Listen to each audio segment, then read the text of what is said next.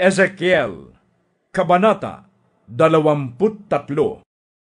Sinabi sa akin ni Yahweh, Ezekiel, anak ng tao, may magkapatid na babae. Sa kanilang kabataan, sila'y naging mahalay sa Ehipto. Doon ay hinayaan nilang paglaruan ang maseselang bahagi ng kanilang katawan. Ohola ang pangalan ng matanda at Oholiba naman ang bata. Sila'y parehong naging akin at nag-anak ng marami. Ang Ohola ay ang Samaria at ang Jerusalem ay ang Oholiba. Si Ohola ay nagpakasama samantalang nasa aking pagkukupkop. Nakiapid siya sa mga taga-Assyria, mga mandirigmang nakasuot ng kulay ube, mga gobernador, sa mga punong kawal na puro mga gwapo at sa mga pinunong mga ngabayo.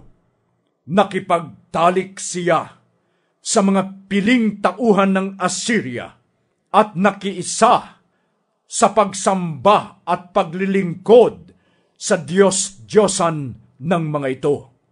Patuloy siyang nagpakasama. Noong kabataan niya sa Ehipto, siya'y sumiping sa mga kabinataan. Binayaan niyang simsimin ang kanyang bango at ibuhos sa kanya ang kanilang matinding pagnanasa. Kaya pinabayaan ko na siya sa kamay ng Assyria na kanyang mangingibig at siya'y ginahasa nito. Pinatay siya sa tabak, pati ang kanyang mga anak, at siya ay naging usap-usapan ng mga kababaihan. Ang parusa ay ipinaranas na sa kanya. Nakita ito ni Oholiba. Naging mas masama siya kaysa kanyang kapatid. Nahumaling din siya sa mga taga-Assyria, sa mga gobernador, punong kawal, mandirigmang larawan ng kapangyarihan, mga ngabayo na pawang kaakit-akit, at nakita kong siya man ay nagpakasamang tulad ng kanyang kapatid. Ngunit, hindi pa siya nakontento roon. Nakakita siya ng larawan ng mga lalaki. Nakaukit sa pader. Ito'y larawan ng mga pinuno ng Babylonia na nakaguhit ng matingkad na pula. Ang mga ito'y may magagandang pamigkis. Magaganda rin ang palawit ng kanilang mga turbante. Sila ay mga pinuno at mga taga-Babyloniang naninirahan sa Kaldea. Nang makita niya ang mga ito, nahumaling siya. Kaya pinasabihan niya ang mga iyon at pinuntahan siya ng mga taga-Babylonia. Sinipingan siya ng mga ito at pinagpasasaan. Pagkatapos niyang magpakasaya sa piling ng mga ito, siya ay lumayo na muhing-muhi. Nang makita ko ang hayagan niyang pagpapakasama at pagpapaubaya, namuhi ako sa kanya tulad ng pagkamuhi ko sa kanyang kapatid. Siya ay aking tinalikuran. Nagpatuloy siya sa pakikiapid tulad ng ginawa niya sa Ehipto noong kanyang kabataan. Dooy nahumaling siya sa mga kalaguyo na kung manibasib ay parang asno at kung magbuhos ng binhi ay parang kabayo. Ang ginagawa mo ay tulad ng ginawa mo sa pakikiapid sa Ehipto. Hinayaan mong simsimin ang iyong bango at himas-himasin ang iyong mga dibdib. Kaya nga, Oholiba, ito ang sinasabi ko sa iyo. Ngayon, ang kinamuhian mong mga kalaguyo ay inudyukan ko laban sa iyo. Ipapalusob kita sa kanila mula sa iba't ibang dako. Darating ang mga taga-Babilonia, Kaldea, Pekod, Soa, Koa, at lahat ng taga-Assyria, ang makikisig na kabinataan, gobernador, punong kawal, pinuno, at mandirigma na pawang kabayuhan. Ikaw ay sasalakayin nilang sakay ng mga karwahe at kariton.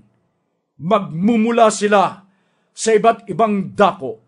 Sila'y may pananggalang sa braso at panay naka-helmet. Ipauubaya ko sa kanila ang pagpaparusa sa iyo. Hahayaan kong gawin nila sa iyo ang gusto nila. Ipalalasap ko sa iyo ang tindi ng aking galit.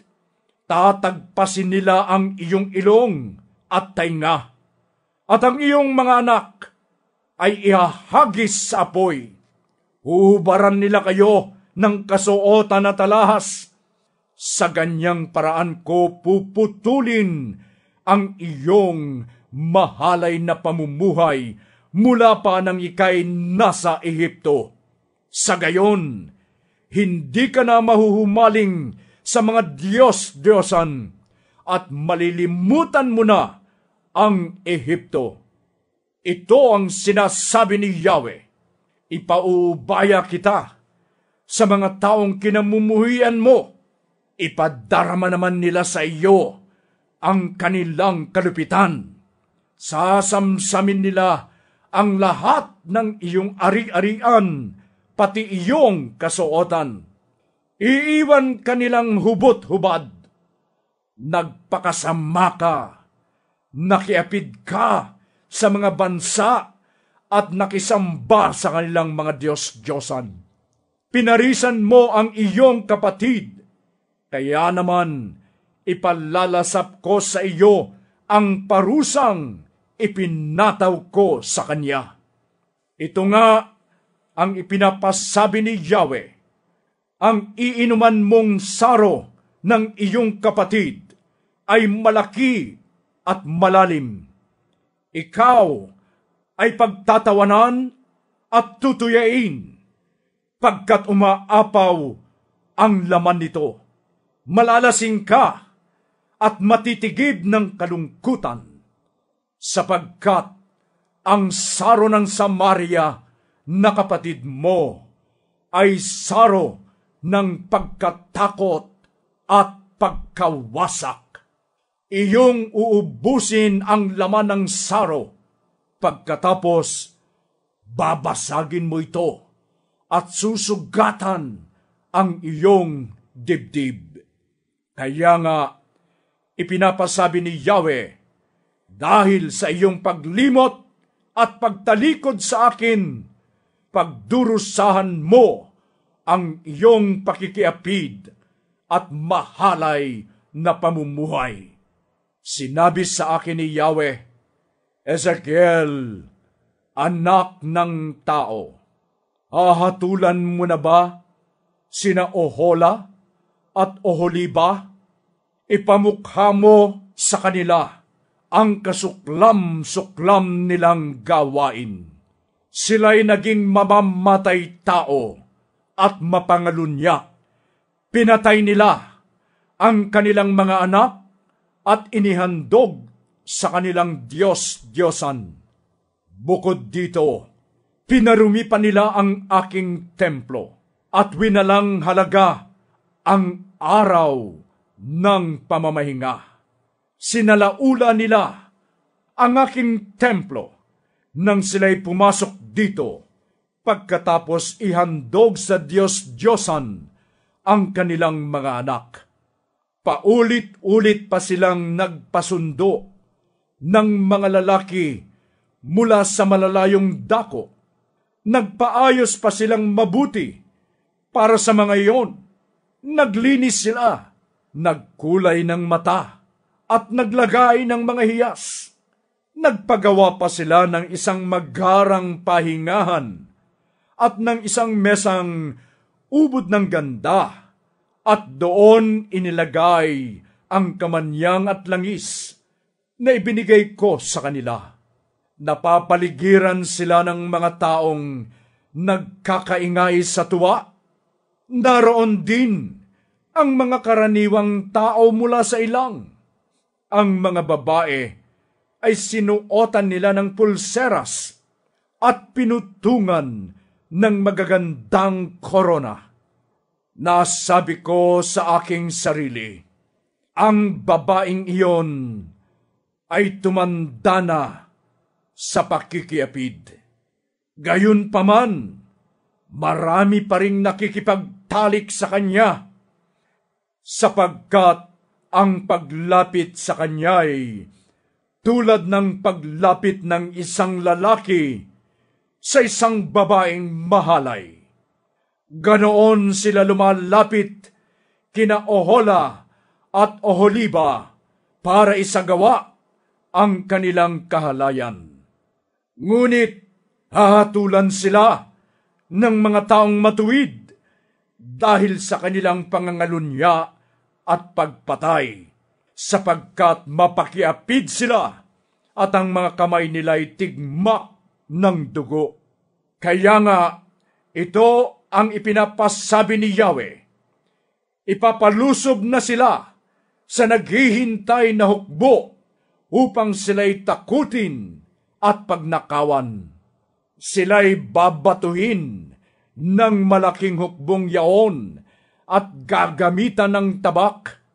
Papatayin sila, pati kanilang mga anak, at susunugin ang kanilang mga tirahan. Sa ganitong paraan ko wawakasan ang kahalayan sa lupaing iyon upang magsilbing babala sa mga kababaihan at nang walang sumunod sa kanilang hakbang. Pagbabayaran ninyong magkapatid ang inyong kahalayan at daranasin ang bigat ng parusa sa pagsamba sa Diyos-Diyosan. Sa gayon, makikilala ninyong ako si Yahweh.